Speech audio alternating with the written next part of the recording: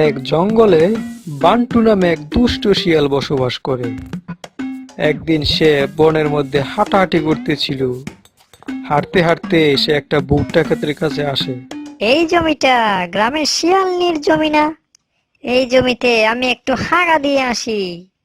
এরপর শিয়ালনি কালকে জমিতে আসলে খুব মজা হবে। পক্কা হুয়া।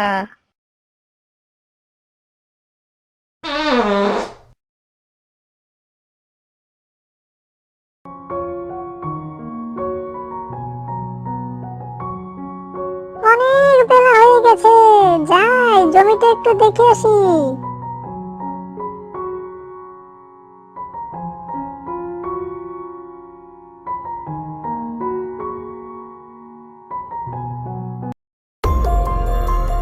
আমার জমিতে এগুলো কি?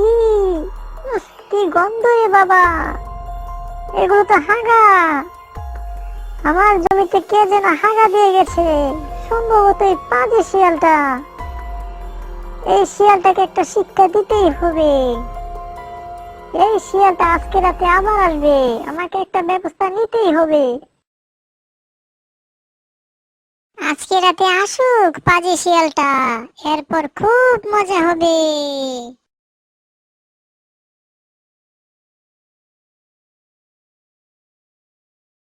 কালকে শিয়ালনির জমিতে হাগা দিয়ে খুব মজা পেয়েছি। যাই আজকে ওর জমিতে হাগা দিয়ে আসি। পক্কা হুয়া।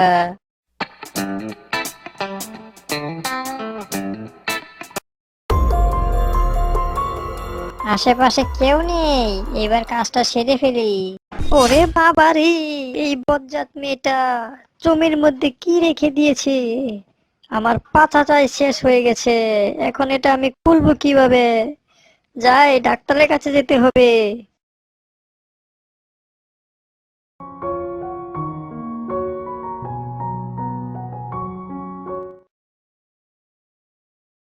ও, ওরে বাবা রে, মরে গেলাম রে।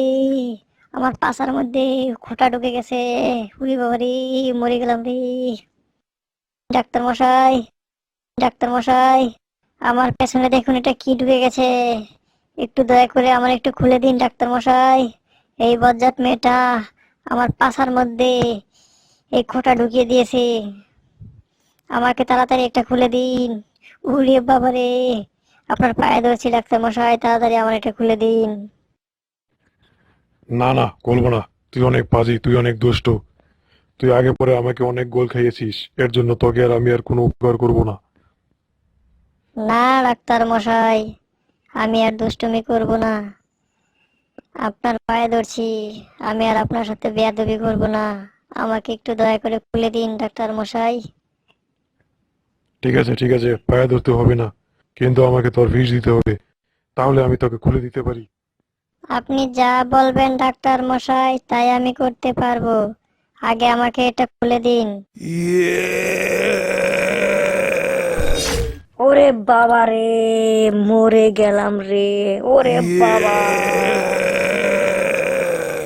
ওরে বাবা রে,